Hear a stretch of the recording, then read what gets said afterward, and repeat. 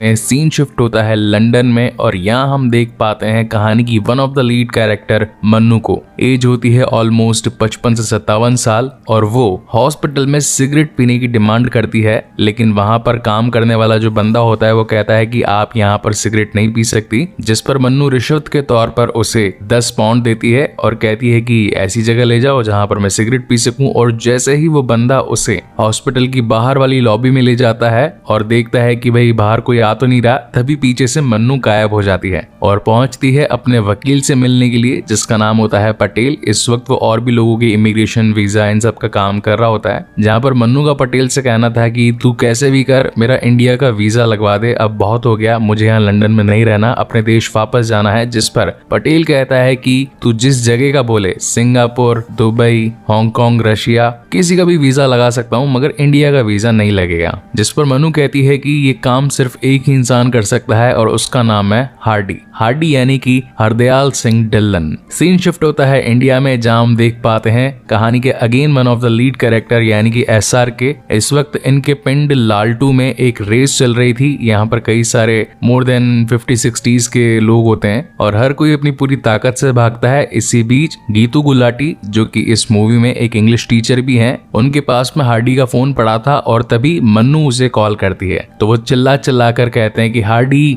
मन्नू का कॉल आया है लंदन से, मन्नू का कॉल आया है। लेकिन तब तक भाई साहब तो रेस पूरी करने में लगे थे, लेकिन एंड मोमेंट तक आते आते यानी कि जीतने के सिर्फ 2 या 3 मीटर के पहले ही गीतू जी जोर से चिल्लाते हैं कि मन्नू का कॉल आया है और हार्डी उस रेस को कंप्लीट करने से पहले ही मन्नू का नाम सुनकर दौड़ा चला जाता है कॉल को उठाने के लिए। इन दोनों की काफी टाइम के बाद बातचीत हो रही थी, ये पहले बहुत सेंटी होते हैं, जिसके बाद मन्नू बताती है कि यार अब काफी टाइम हो गया, अब नहीं रहना लंदन में, कैसे भी कर और हमें इंडिया बुला ले। हमें से इसका मतलब होता है कि 2 दोस्त और भी है जिनका नाम है बग्गू और बल्ली, और अब इंडिया का वीजा न मिलने की वजह से मन्नू हरदयाल सिंह को कहती है कि 21 तारीख को दुबई आ जाना। जिसके बाद सीन शिफ्ट होता है बुग्गू पर, जो कि इस वक्त लंदन में एक पंजाब टेलर के नाम की शॉप चला रहा था, यानी कि वो एक दर्जी था, मगर इंडिया की बात को सुनकर वो अपनी दुकान को बेचकर यहाँ से जाने लगता है। फिर दिखाया जाता है बल्ली को, जो कि इस वक्त एक रेस्टोरेंट में झाड़ू पूछे का काम कर रहा था और जब उसे भी ये खबर मिली कि वो लोग इंडिया जाने वाले हैं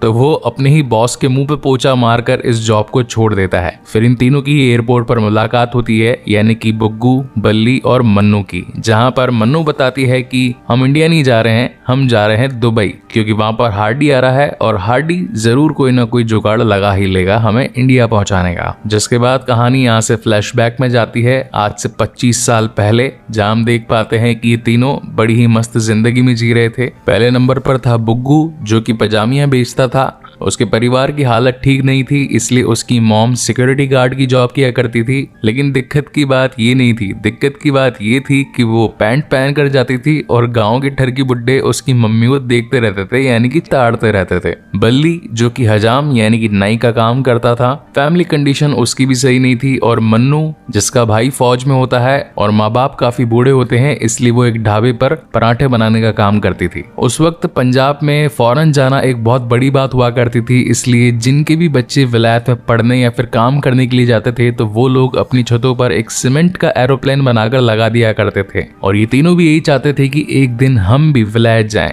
तो ये जाकर एक एजेंट से मिलते हैं। एजेंट कहता है कि भाई कोई पुरखों की जमीन है 5 एकड़ वगैरह, चलो कोई बात नहीं, डिग्री विग्री तो होगी, लेकिन इनके पास तो वो भी नहीं थी। जहां पर वो कहता है कि ठीक है, कोई एफडी वगैरह होगी वो तोड़वा कर मेरे पास में ले आओ, मैं काम कर दूंगा, 5-5 लाख लगेंगे। इन तीनों का दिल टूट जाता है, ये बाहर आ जाते हैं। इन्हें लगता है कि अब इनका काम नहीं हो सकता। जिसके बाद एजेंट इनके पास आता है और पूछता है कि भाई कितना कर पाओगे। तो बुग्गू कहता है कि मेरी मॉम की एक एफडी है 1.5 लाख की और इन दोनों के पास में 5-5, 20-20 हजार होते हैं। तो एजेंट इनसे वो सारे पैसे ले लेता है और सभी को एक एक तरीका बता देता है। मन्नू चली जाएगी रेसलिंग टीम की एक मेंबर बनकर, क्योंकि एथलीट्स पहुंचने वाले थे इंडिया से लंदन। बल्ली की हो जाएगी एक फॉरेनर से शादी और बुग्गू, जिसे की फेक डिग्री मिल जाएगी डॉक्टर की, तो इन तीनों का ही जुगाड़ लग जाएगा। मीनवाइल कहानी में एंट्री होती है हरदयाल सिंह डिल्लन यानी कि हार्डी की, जो कि इस वक्त लालटू में अपने दोस्त महेंद्र सिंह से मिलने के लिए आया था। पता ढूंढते ढूंढते कांड भी हो जाता है, बेचारा पूरी मिठाई लेकर के आया होता है अपने गाँव से, लेकिन जनगण मन के चक्कर में कोई और उसकी मिठाई ले जाता जाता है। इसके बाद अपने दोस्त को ढूंढते हुए वो एक ढाबे में पहुंचता है जो कि होता है दीपक दा ढाबा। वहां के मालिक से वो पूछता है कि एक बंदा है, उसका नाम है महेंद्र सिंह, हाथ पर एक चीते का निशान बना हुआ है, बहुत तेज दौड़ता है वो, क्या आप बता सकते हैं वो मुझे कहाँ मिलेगा? तभी मन्नू की नजर उस पर पड़ती है और वो कहती है कि हाँ मैं जानती हूँ महेंद्र को, वो कौन है, चलो मैं उनके घर ले चलती हूँ। जिसके बाद वो उसे अपने स्कूटर पर बिठाकर अपने घर ले जाती है, अपने माता पिता से मिलवाती है।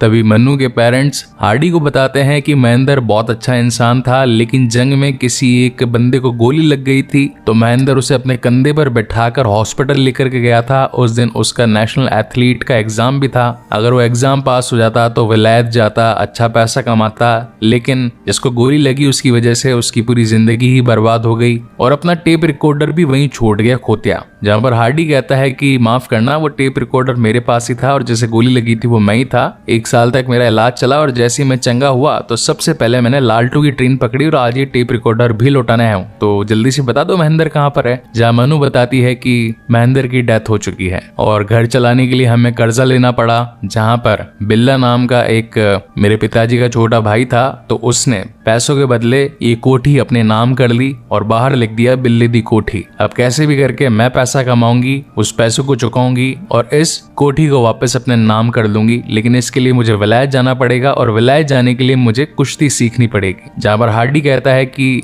मैं अपने दोस्त के लिए तो कुछ नहीं कर पाया, लेकिन तुम्हारे लिए जरूर करूंगा। फिर इन दोनों की कुश्ती की ट्रेनिंग स्टार्ट होती है। बारी आती है बुग्गू की, जिसे की फेक डॉक्टर की डिग्री दिलवा कर भिजवा दिया था इंटरव्यू के लिए, लेकिन जब उससे पूछा जाता है कि किडनी कहाँ पर होती है, अब उसे तो पता ही नहीं थी, तो इस चक्कर में वो फेल हो जाता है। सीन शिफ्ट होता है बल्ली पर, जिसे शादी करनी थी कैथरीन नाम की एक लड़की से, लेकिन यहाँ पर उसी की फोटो लेकर 6 लोग और भी मौजूद थे जो कि बता रहे थे कि आज मेरी इससे शादी है और मैंने एजेंट को पैसे दे दिए हैं। यानी कि एक तरीके से इन तीनों लोगों का कट चुका था और इनके पैसे वो एजेंट लेकर भाग चुका था। और अब क्योंकि 70% पैसे होते हैं बग्गू के, जिसने अपनी घर के एफडी तोड़वा कर ये सारे पैसे दिलवाए थे, उसकी माँ के उसे जान से ना मार दे, इसलिए यहाँ पर हार्डी एक प्लान बनाता है। बेगम जान की एक फेक स्टोरी सुनाता है जिसकी वजह से उसे घर में तो जगह मिल जाती है, लेकिन उसकी माँ उसे कहती है कि बग्गू आज के बाद तो कभी भी वलायत जाने का सोचेगा भी नहीं, खा अपनी दादी की कसम। लेकिन मूवी सच में बहुत कॉमेडी थी और जैसी वो कसम खाता है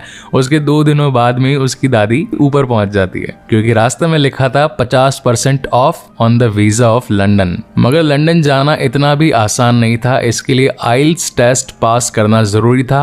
आइल्स में बेसिकली इंग्लिश का यूज होता है, तो उसके लिए इंग्लिश आना भी चाहिए। तो यहाँ पर ये सभी लोग आइल्स को क्रैक करने के लिए एक स्पोकन इंग्लिश क्लास ज्वाइन कर लेते हैं, जिन्हें चला रहे होते हैं गीतू गुलाटी जी। मगर उनके सिखाने का तरीका बहुत ही स्लो था, क्योंकि वो एक एक वर्ड को एक एक लाइन एक एक गाने के अंदर बनाकर बता रहे थे। जहां पर इस क्लास में हम इस कहानी के एक और one of the lead character Vicky Kaushal यानी कि सुखी को देख पाते हैं, जो कि गीतू जी से कहते हैं कि अगर ये जो डिक्शनरी है इसमें ऑलमोस्ट 10,000 वर्ड्स हैं, अगर हर एक को आप गाना गाकर बताओगे तो हो जाएंगे मुझे तो 5-6 साल, मुझे तो 90 दिन में कैसे भी करके पहुंचना है, आप मेरी प्रॉब्लम नहीं समझ रहे हो। ये सीन देख लेता है हार्डी, तो वो जाकर एक दिन पहुंचता है सुखी के पास में। ये लोग शाम को खूब पीते पीते हैं और वो पूछता है कि भाई आखिर 90 दिनों की जल्दी क्या है तुझे। यहाँ पर सुखी बताता है कि मेरी एक गर्लफ्रेंड थी, उससे मेरी शादी होने वाली थी, लेकिन एक लंदन का फॉरेनर टिड्डा, अब यहाँ पर पंजाब में फॉरेनर्स को टिड्डा भी कहते हैं, जो कि आया और मेरी जीत को मुझसे जुदा करके ले गया। जब एक बार मैंने फोन पर बात करी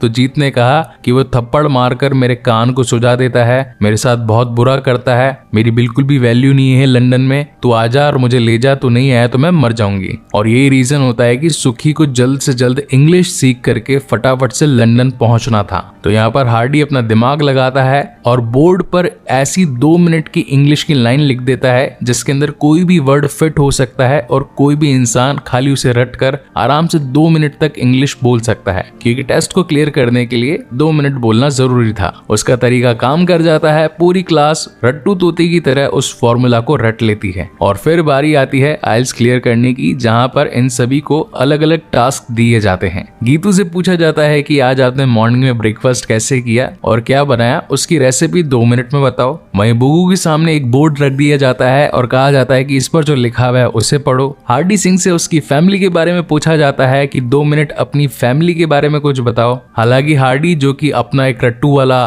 तरीका याद करके आया था, वो तरीका यहाँ पर काम नहीं आता और ये तीनों ही पूरी तरीके से फंस चुके थे। लेकिन बल्ली जिसके पास में एक मुर्गे यानी कि टॉपिक मिला था ईटिंग पर, तो उसने जो लाइंस रटी हुई थी उसमें वर्ड पूरी तरीके से फिट हो चुका था और 2 मिनट वो अच्छी खासी इंग्लिश झाड़ देता है, जिसके बाद उसका तो नंबर लग जाता है। मगर बाकी ये तीनों फेल हो जाते हैं। बात आती है यहाँ पर सुखी की, जिससे कि इंग्लिश नहीं आती थी और जो लाइंस वो रट करके गया था, इंटरव्यूअर ने वो वाली लाइंस भी नहीं पहुंची। जहाँ पर सुखी कहता है कि यार आप समझ नहीं रहे हो, किसी इंसान को जल्दी है, वो जाना चाहता है, कोई अर्जेंट काम है, मेरे को वहां पे रहना नहीं है, बस मेरी जीत वहां पे अटकी हुई है, जाऊंगा और लेकर आऊंगा, पानी तक नहीं पीऊंगा वहां का। तो वहां पर जो हिंदी बोलने वाला शख्स खड़ा था वो सुखी को कहता है कि जब तक आपको इंग्लिश नहीं आएगी आप वहां पर नहीं जा सकते। तो सुखी कहता है कि इसको पंजाबी आती है क्या? इतने साल से ये भी तो यहाँ पर रह रहा है, हमने पूछा इसको कि तेरे को पंजाबी क्यों नहीं आती है, बोल के बता। लेकिन अब रूल्स आर रूल्स, बिना रूल्स को क्लियर करे ऐसा होता नहीं है। अब क्योंकि बल्ली उस एग्जाम को क्लियर कर चुका था तो गीतू गुलाटी जी आते हैं, उसे अपने इंस्टीट्यूट की टोपी पहनाते हैं और एक वीडियो रिकॉर्डिंग में सभी लोगों को बता रहे होते हैं कि भैया ये हमारे इंस्टीट्यूट से पास हुआ हुआ लड़का है, हमारे यहाँ पर आकर इंग्लिश सीखोगे तो जल्द से जल्द विदेश जाओगे। जबकि सुखी जो कि पास नहीं हुआ था वो दारू पी रहा था उस दिन और वो आकर गुलाटी जी का कैमरा लेकर बाकी लोगों की शक्लें दिखाता है कि ये देखो ये है हार्डी, इसको भी जाना था, मन्नू,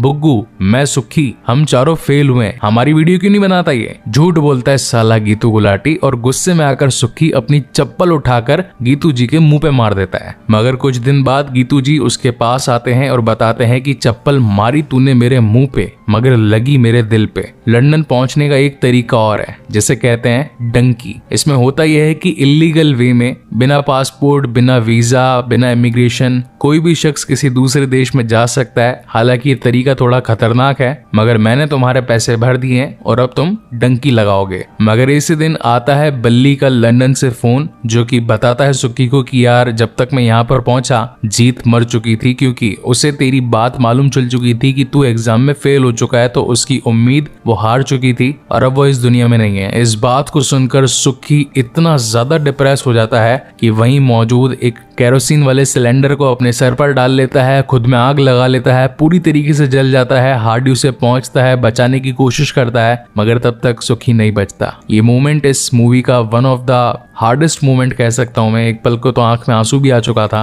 क्योंकि सिर्फ एक इंग्लिश का टेस्ट ना पास कर पाने की वजह से आज उसने अपनी जान जिगर प्यार करने वाले शख्स को खो दिया, तो अब जीने की कोई वजह नहीं बची थी। जहाँ पर बाकी के चारों दोस्त कसम खाते हैं कि हम सुखी की मौत को जाया नहीं जाने देंगे, हम जाएंगे लंदन, हम मारेंगे डंकी। और अब जिस एजेंट को गीतू जी ने ऑलरेडी पैसे दिलवा दिए थे, तो ये लोग पहुंच जाते हैं पंजाब की बॉर्डर पर, जहां पर अब इन्हें पार करके जाना था पाकिस्तान, फिर पहुंचना था अफगानिस्तान, अफगानिस्तान के बाद में इराक, इराक से टर्की और फिर टर्की से ये लोग पहुंचने वाले होते हैं लंदन। लेकिन ये सफर कितना मुश्किलों भरा था ये इन्हें मालूम भी नहीं था। रास्ते में आगे जाते वक्त ऊपर एक लाइट हाउस बना हुआ होता है, वो पुलिस वाले होते हैं जो कि डंकी मारने वालों पर नजर रख रहे थे। एजेंट कहता है कि लास्ट मंथ तो ये यहाँ पर नहीं थे, आज कैसे आ गए, हमें वापस जाना पड़ेगा नहीं तो गोली मार देंगे। जहाँ पर हार्डी कहता है कि निकल तो चुके हैं और पैसे तूने ले लिए, वापस तो अब हम जाएंगे नहीं। तो वो सभी पानी में पाइप डालकर छुपते छुपाते वहां से जाने लगते हैं। लेकिन तभी ऊपर से लाइट हाउस वाले को मालूम चल जाता है, वो इन पर काफी गोलियां भी चलाता है। मगर एट द एंड कैसे तैसे करके ये लोग पाकिस्तान बॉर्डर पहुंच जाते हैं। पाकिस्तान बॉर्डर के बाद इन्हें एक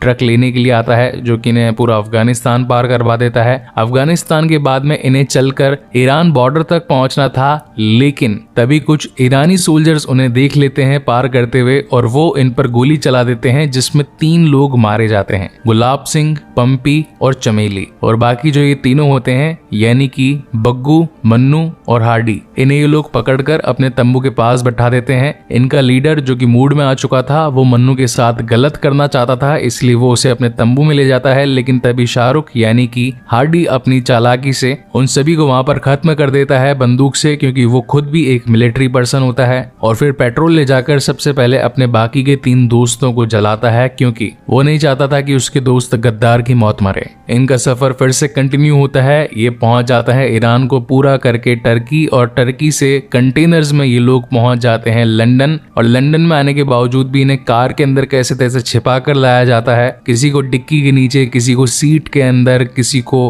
गद्दे के अंदर रोई को निकाल कर। तो काफी मुश्किलों के बाद ये लोग फाइनली लंदन पहुंच चुके होते हैं, जिसके बाद ये लोग बल्ली को ढूंढने लगते हैं। हालांकि बल्ली ने मिल तो जाता है, मगर जो कंडीशन ये लोग बल्ली की सोच रहे थे वहाँ ऐसा कुछ भी नहीं था। बल्ली तो वहाँ पर स्टैचू बनकर भीख मांग रहा था। जिसके बाद बल्ली उन्हें अपने घर लेकर जाता है, जहाँ पर हम एक कमरे में मोर देन 10 to 12 पीपल्स को देख पाते हैं। ये सब लोग भी डंकर्स थे। यहाँ इनका कोई वजूद नहीं था, ना ही पासपोर्ट, ना ही वीजा, ना ही कोई लीगल डॉक्यूमेंट। अगर पुलिस के हत्थे चढ़ गए तो डिपोर्ट हो जाएंगे वापस से अपनी जगह, यानी कि अपने देश, और कभी दूसरे देश के लिए अप्लाई भी नहीं कर पाएंगे। इसलिए इनकी हालत बहुत ज्यादा खराब थी। तो हार्डी कहता है कि तूने हमसे झूठ बोला, अपनी अच्छी अच्छी पिक्चर्स दिखाई, ये बताया कि तूने अपना खुद का घर खरीद लिया है, एक गाड़ी खरीद ली है। तेरी वजह से इन तीनों को भी मन में लगा कि ये अच्छी जिंदगी जी सकते हैं। तुझे मालूम भी है कितनी मुश्किल से हम लोग यहाँ पर आए, और यहाँ आने के बाद ये सारी चीजें फेस करनी है। अपनी माँ को ये वाली तस्वीर क्यों नहीं बेचता कि तू यहाँ पर भीख मांगता है। जहाँ पर बल्ली कहता है कि हाँ क्यों नहीं बता दूं मैं, सिलाई रोककर अब आजकल वो चाय पीने लगी है, 2 वक्त का खाना खाने लगी है, दिन के 20 पाउंड कमाता हूँ, यानी कि महीने के 600,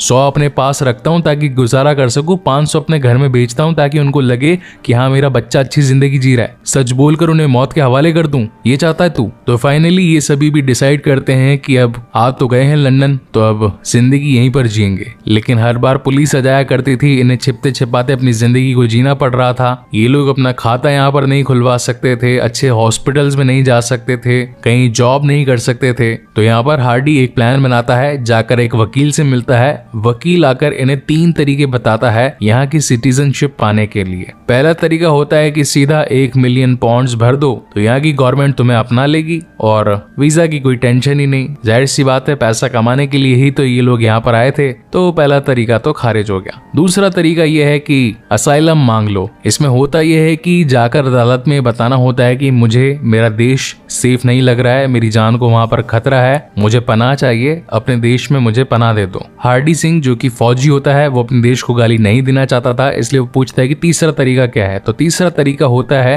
कि अगर कोई लड़की यहाँ के लड़के से शादी कर लेती है तो उसे मिल जाती है सिटीजनशिप। अब अगर वो उससे डाइवोर्स लेकर किसी और इंडियन से शादी कर लेती है तो उन्हें भी मिल जाएगी सिटीजनशिप। तो ये लोग तीसरे तरीके को चुनते हैं। लेकिन क्रिश्चियनिटी मैरिज के अंदर होता यह है कि जब तक गर्ल एंड बॉय यानी कि ब्राइड एंड ग्रूम किस नहीं करते, वो शादी नहीं मानी जाती। मन्नू को उस अंग्रेज नशेड़ी के साथ में किस नहीं करना था। इसी बीच वहां पर हार्डी आ जाता है, इनके बीच में खूब फाइट होती है और पादरी साहब पुलिस को बुलवा लेते हैं, जहां पर ये पुलिस इन चारों को ही जेल में ठूस देती है। मगर तभी पटेल जी आकर इनकी बेल करवाते और कहते हैं कि अदालत में ये बोल दो कि हमें असाइलम चाहिए, जिससे कि तुम लोग यहाँ लंदन में रह सको। अब बारी आती है पूछताछ की, जहाँ पर जज साहब हार्डी से पूछते हैं कि हाँ भैया, तुम्हें तुम्हारे देश में क्या प्रॉब्लम है, यहाँ पर क्यों रहना चाहते हो। यहाँ पर एक आइस ब्रेकिंग बात बोलते हैं शाहरुख जी यानी कि हमारे हार्डी सिंह जी कि भैया हमें हमारे देश में कोई दिक्कत नहीं है, कोई परेशानी नहीं है, हम लोग बस एक जिंदगी अच्छी पाना चाहते हैं, पैसा कमाना चाहते हैं ताकि अपने परिवार को सपोर्ट कर सकें। और अगर आपको लगता है कि हम यहाँ पर गुंडागर्दी करने आए हैं, टेररिज्म फैलाने आए हैं, तो ऐसा नहीं है जी, हम तो खुद ही यहाँ पर काम करना चाहते हैं। जैसा आप कहते हैं कि यहाँ पर ऑलरेडी 5 लाख ऐसे लोग हैं जो इलीगली तौर पर रह रहे हैं, आप लोगों की वजह से हमारे लोगों की जॉब जा रही है, हमें काम नहीं मिल रहा, हमारे लोगों के रहने की जगह कम पड़ रही है। जिस पर हार्डी कहता है कि सर हम लोग कोई बहुत बड़ा अमीर काम नहीं कर रहे हैं, हम तो वो काम कर रहे हैं जो आप करने से परहेज करते हैं, झाड़ू लगाना, पोछा लगाना, गटर साफ करना, लोगों की हजामत करना, रेस्टोरेंट में खाना पकाना। देख लो अगर हम 5 लाख लोग यहाँ से निकल गए तो आपका लंदन बैठ जाएगा। लेकिन रूल्स आर रूल्स। वो अगेन पूछते हैं कि भैया बोलो, या तो असाइलम मंजूर है तो ही देश में रखेंगे, नहीं तो नहीं रखेंगे। हार्डी को ये बात मंजूर नहीं होती और वो मना कर देता है, जबकि उसके बाकी के तीनों दोस्त यानी कि बुग्गू, बल्ली और मन्नू हाँ बोल देते हैं। तो वो तो अब यहाँ तीनों रहने के लायक हो जाते हैं, लेकिन हार्डी को वापस इंडिया भेज दिया जाता है। जिसके बाद सीन शिफ्ट होता है प्रेजेंट टाइम यानी कि 25 साल बाद में। ये लोग दुबई के अंदर मिलते हैं, एक दूसरे के साथ खूब बातें करते हैं और एयरपोर्ट पर उछल उछल कर मिलना इट्स अ वाव मूवमेंट। जिसके बाद ये एक रेस्टोरेंट में बैठ जाते हैं, काफी बातें करते हैं। मन्नू बताती है कि अब बहुत हो गया, हम लोग लंदन में नहीं रहना चाहते। बग्गू और बल्ली कहते हैं कि एक ने तो दुकान बेच दी और एक ने अपने बॉस के मुंह पर पोछा मार दिया, तो वापस लंदन जाना तो पॉसिबल नहीं है, तो भैया इंडिया ही हमें बुला ले। तो हार्डी यहाँ पर प्लान बनाता है। डंकी तो ये लोग अब लगा नहीं सकते थे क्योंकि उम्र भी हो चुकी है और डंकी लगाना सेफ भी नहीं है। तो वो अपने दोस्त गीतू गुलाटी से बात करते हैं, जहाँ पर गीतू बताता है कि दुबई में एक मेरा दोस्त है एजेंट, जिसका नाम है बाके, तुम उससे जाकर मिलो, वो जरूर तुम्हारी हेल्प कर देगा। हार्डी कहता है कि क्या वो सेफ है? जहाँ गीतू का कहना था कि यार देख, सेफ एजेंट तो मिलना मतलब घास में सुई ढूंढने के बराबर है। मगर फिर भी हार्डी जाकर बाके से मिलता है, जुगाड़ लगाता है और ये लोग इंडिया से कुछ पार्सल वगैरह भी मंगवाते हैं खुद के लिए। अब इनकी प्लानिंग ये होती है कि ये इंडियन कपड़े पहनेंगे, इनके बैग में एक इंडियन न्यूज़पेपर भी होगा पंजाब का, लंदन के फोन सिम वगैरह सब यहीं पर छोड़ देंगे, इंडिया के फोन्स रख लेंगे, कुछ करेंसी इनके पास होगी और सऊदी से ये लोग पहुंचेंगे गुजरात, ताकि गुजरात में अगर कोई इन्हें पकड़े तो कपड़ों और अखबार से ये साबित कर पाए कि ये तो इंडियंस ही है और अपने घर वापस जा रहे हैं। और अब सारी प्लानिंग एंड प्लॉटिंग के बाद में ये लोग तैयार हो जाते हैं एक डंकी लगाने के लिए। मगर उससे पहले मन्नू ने हार्डी को कहा था कि तू तो डंकी लगवा रहा है, लेकिन हार्डी ने कहा था कि मैं तुझे प्लेन में लेकर जाऊंगा। मगर इस वक्त इन्हें डाल दिया जाता है एक कंटेनर में, जहाँ पर वो कहती है कि हमें तो कंटेनर में डाल दिया, 2 दिन के सफर के लिए इतना खाना क्यों दे रहे हो? जहाँ पर कंटेनर बंद करता वो शख्स कहता है कि आपको 2 दिन नहीं लगेंगे, 2 हफ्ते लगेंगे लंदन पहुंचने में। ये बात सुनकर हर कोई दहल जाता है कि भैया हमें तो लंदन नहीं जाना, हमें तो इंडिया जाना है। और बाकी जो कि एक डबल एजेंट होता है, उसने यहाँ की पुलिस को इन लोगों के बारे में बता दिया था कि ये लोग लंदन के लिए डंकी मार रहे हैं, तो इन्हें आकर पकड़ लिया जाए। अब पुलिस इनके पीछे पीछे भागती है, ये लोग तो कंटेनर में बंद होते हैं इसलिए कुछ कर नहीं पाते और आकर पकड़े जाते हैं। जहाँ पर हार्डी एक बहुत अच्छी चाल खेलता है, बग्गू का नाम बताता है पंपी, मन्नू का नाम बताता है चमेली और बल्ली का नाम बताता है गुलाब सिंह, और कहता है कि हम चारों लोग लंदन जा रहे थे डंकी लगाने के लिए। लेकिन सऊदी का पुलिस जो कि बताता है ओमार नो हमार, यानी कि ओमार गधा नहीं है, वो तुम्हें सिर्फ 2 हफ्ते के अंदर इंडिया की टिकट कटवाकर इंडिया वापस भिजवा देगा और लंदन का सपना उनका धरा का धरा रह जाएगा। तो खैर ये लोग तो वैसे भी इंडिया ही जाना चाहते थे, तो ये पूरा का पूरा जो प्लान था वो हार्डी का ही था। उसने जानबूझकर बाकी को ये सारी प्लानिंग बताई और बाकी ने जाकर ये सारी प्लानिंग सऊदी की पुलिस को बताई और पुलिस वालों ने इनका काम आसान करके इन्हें इंडिया भिजवा दिया। और रही बात फेक आइडेंटिटीज की, तो हुआ ये था कि जब ये लोग 25 साल पहले ईरान के अंदर बॉर्डर को क्रॉस करने की कोशिश कर रहे थे, तो 3 लोगों को जिन पुलिस वालों ने मारा था ये अब उनकी आइडेंटिटी ले चुके थे, इसलिए इंडिया ने भी इन्हें एक्सेप्ट कर लिया था क्योंकि उनकी लाशें इन्हें नहीं मिली थी और उन्हें ये लग रहा था कि 25 साल पहले खोए ये वही तीनों इंडियंस हैं। और इतने समय के बाद आकर पहली बार मन्नू अपनी धरती पर कदम रखती है, मिट्टी की खुशबू सूंघती है, इन्हें अपने देश आकर बहुत अच्छा लगता है, जहाँ पर अब तो बल्ली की पूरी पंजाब टेलर्स के नाम से बड़ी दुकान चल चुकी थी और बब्बू की मम्मी ने जीन्स पहनना स्टार्ट कर दी थी। रही बात मन्नू और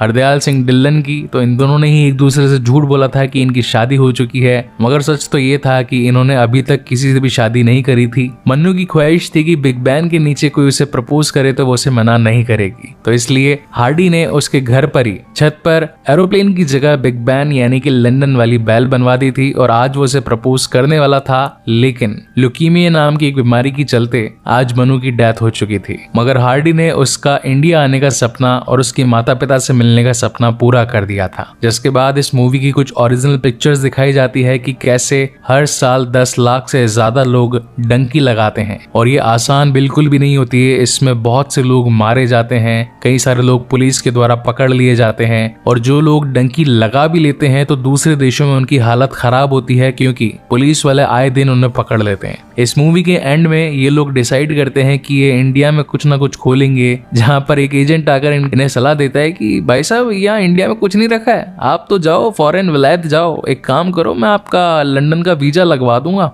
कोई जमीन वगैरह तो होगी आपके पास? नहीं है, कोई बात नहीं, एक काम करो जी, डिग्री वगैरह तो होगी? अच्छा वो भी नहीं है, तो ठीक है जी डंकी लगवा देंगे आपकी। जहाँ पर हार्डी सिंह डंकी का नाम सुनते ही उसको नोटंकी बना देता है और ये मूवी यहीं पर खत्म होती है। आई होप गाइस कि मूवी आपको पसंद आई हो। मुझे पर्सनली ये बहुत पसंद आई। It's a family watch movie, theatres में अभी भी है, आप चाहें तो अपनी फैमिली के साथ जाकर एंजॉय कर सकते हैं। अगर वीडियो पसंद आया हो तो इसे लाइक कमेंट शेयर जरूर कीजिएगा और अगर पहली बार इस चैनल पर आए हो तो प्लीज इसे सब्सक्राइब जरूर कीजिएगा। ये चैनल 1 लाख सब्सक्राइबर्स के बहुत करीब है, तो मेरी छोटी सी गुजारिश है कि जाते जाते सब्सक्राइब जरूर कीजिएगा। हम और भी बेहतरीन मूवीज आगे आने वाले टाइम में आपके लिए लेकर आएंगे। सो तब तक के लिए कीप वॉचिंग।